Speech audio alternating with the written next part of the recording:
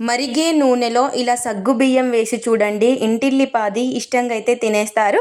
ఈ రెసిపీని evening snacks లాగా పిల్లలకి పెద్దలకి చేసి ఇవ్వచ్చు. మరి మరిగే నూనెలో సగ్గుబియ్యంతో రెసిపీ ఎలా ఏంటనేది మీకు చూస్తేనే కదా అర్థమవుతుంది. లేట్ ఎందుకు, ఇంకా వీడియోలోకి వెళ్ళిపోదాం పదండి. ఇదిగో ఒక కప్పు సగ్గుబియ్యం అయితే తీసేసుకున్నాను. వీటిని మిక్సీ జార్లోకి అయితే వేసుకుందాము. ఇక్కడ వచ్చేసి లావు సగ్గుబియ్యము, వీటితో అయితేనే టేస్ట్ చాలా బాగుంటుంది.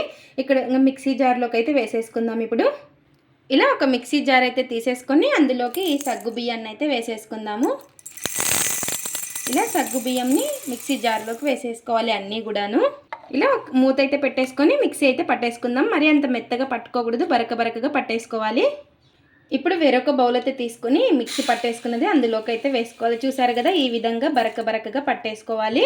మెత్తని పౌడర్ లాగా పట్టుకోకూడదు, మనకు వచ్చేసి ఈ విధంగా ఉండాలి. చూసారు కదా, సగ్గుబియ్యం అనేటివి మనకు కనపడతా ఉండాలన్నమాట. ఇలా ఈ విధంగా పట్టేసుకున్న తర్వాత ఇందులోకి ఉడికించుకున్న ఆలునైతే వేసుకోవాలి. ఇలా ఈ విధంగా మెత్తగా ప్రెస్ చేసుకుంటూ ఈ ఆలుని ఇందులోకి కలిపేసుకోవాలి. ఇలా చేతితో ప్రెస్ చేసుకుంటూ కలిపేసుకోవాలి అండి, ఆలు మెత్తగా అయ్యే వరకు. ఇలా ఈ విధంగా బాగా కలిపేసుకోవాలి. నేను వచ్చేసి సగ్గు బియ్యాన్ని బట్టి ఆలు అనేది తీసేసుకోవాలి. ఇలా ఈ విధంగా ఆలుని బాగా కలిపేసుకున్న తర్వాత ఆలులో కలిపేసుకున్న తర్వాత ఇందులోకి ఒక పావు కప్ అంతా మనం సగ్గుబియ్యం తీసుకున్నాం కదా, దాంతో ఒక పావు కప్ అంతా పొడి బియ్యం పిండిని అయితే వేసుకోవాలి. ఇలా బియ్యం పిండి కూడా వేసేసుకొని ఇందులోకి రుచికి సరిపడినంత ఉప్పు, చిన్నగా కట్ చేసి పెట్టుకున్న ఆనియన్ని వేసేసుకోవాలి. చిన్నగా కట్ చేసేసుకోవాలి. అలాగే కొన్ని పచ్చిమిర్చిని కూడా వేసుకోవాలి. అలాగే కొద్దిగా కారం, స్పైసీని బట్టి తీసుకోండి కారం వచ్చేసి.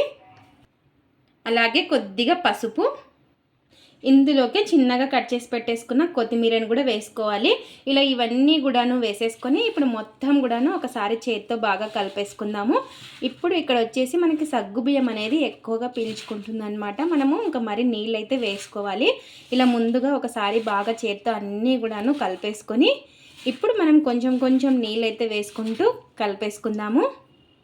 ఇలా ముందుగా మనం బాగా చేతితో బాగా ప్రెస్ చేసుకుంటూ కలిపేసుకుందాము. తర్వాత నీళ్ళు అనేది చూసుకొని వేసుకొని కలుపుకోవాలి. ఇప్పుడు కొంచెం నీళ్లు వేసుకుంటూ ఒకేసారి వేసుకోకుండా మనకి చపాతీ ముద్దలాగా వచ్చేలాగా చూసుకొని కలుపుకోవాలి. ఇలా ప్రెస్ చేసుకుంటూ కలిపేసుకోవాలి చూడండి. మనకి సగ్గుబియ్యం అనేది ఎక్కువగా వాటర్ అనేది పడుతుంది. ఇలా నీళ్ళు అనేది చూసుకొని వేసుకుంటూ కలుపుకోవాలి చూడండి. ఇలా ఈ విధంగా బాగా కలిపేసుకున్న తర్వాత ఒకవేళ మీకు కారం వద్దనుకుంటే పచ్చిమిర్చి ఉంది కదా, అదైనా వేసుకోవచ్చు. లేదంటే పచ్చిమిర్చి ప్లేస్లో కారం అయినా వేసుకోవచ్చు. ఇలా ఈ విధంగా బాగా కలిపేసుకున్న తర్వాత చూసారు కదా, ఈ విధంగా అయితే తడిపేసుకోవాలి. ఇప్పుడు మనం ఇంత సైజ్ అంతా కొంచెం పిండిని అయితే తీసేసుకొని ముందుగా ఇలా రౌండ్గా అయితే చేసుకోవాలి. చేతికి మీరు తడైనా అప్లై చేసుకోవచ్చు, వాటర్ అయినా లేదంటే నూనె అయినా అప్లై చేసేసుకోవచ్చు.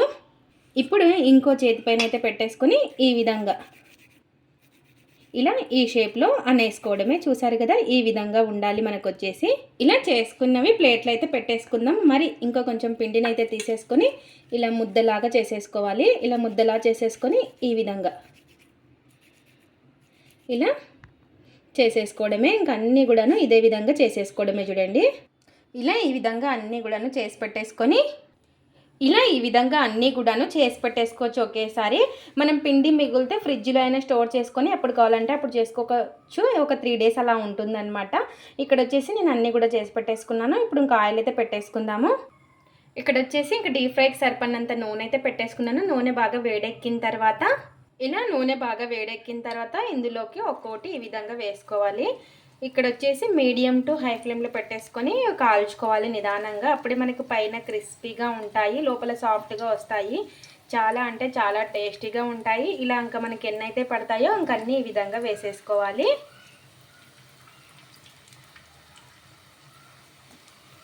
ఇలా అన్నీ కూడాను వేసేసుకొని మీడియం టు హై ఫ్లేమ్లో అడ్జస్ట్ చేసుకుంటూ ఫ్రై చేసేసుకోవాలి. ఇలా ఎన్నైతే పడతాయో అన్ని వేసేసుకొని వెంటనే కదపకుండా కొద్దిసేపు తర్వాత కాల్చుకొని తిప్పుకోవాలి నిదానంగా, రెండు వైపులా కాలేలాగా. ఇలా 1 నిమిషం అయిన తర్వాత ఇంకా మధ్య మధ్యలో కలుపుకుంటూ 2 వైపులా గోల్డెన్ కలర్ వచ్చే వరకు ఫ్రై చేసేసుకోవాలి. మనం వెంటనే తిప్పితే విడిపోతాయి అన్నమాట. ఇంకా ఇలా 2 వైపులా బాగా ఫ్రై చేసేసుకోవాలి. ఇలా మధ్య మధ్యలో తిప్పుకుంటూ అన్నీ కూడాను ఇలా ఈ విధంగా మధ్య మధ్యలో కలుపుకుంటూ ఇలా క్రిస్పీగా అయ్యే వరకు ఫ్రై చేసేసుకొని ఇంకా వీటిని తీసేసుకోవడమే. చూసారు కదా మనకి క్రిస్పీగా అస్సలు నూనె అనేది పీల్చుకోదు. ఈ రెసిపీ వచ్చేసి చాలా టేస్టీగా ఉంటుంది, హెల్దీ కూడాను. పిల్లలు అడిగినప్పుడు ఒకసారి ఈ విధంగా చేసి ఇవ్వండి.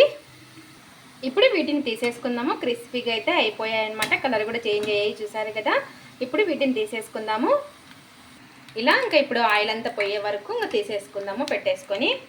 ఇలా ఇంకొక ప్లేట్లో అయితే వేసేసుకున్నాం. చూసారు కదా ఎంత క్రిస్పీగా వచ్చాయో.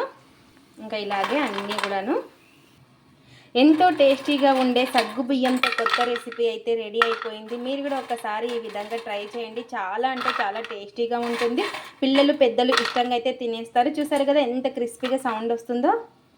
పైన క్రిస్పీగా లోపల సాఫ్ట్గా చాలా అంటే చాలా బాగుంటుంది. చూసారు కదా పైన క్రిస్పీగా ఉంటుంది, లోపల సాఫ్ట్గా ఉంటుంది.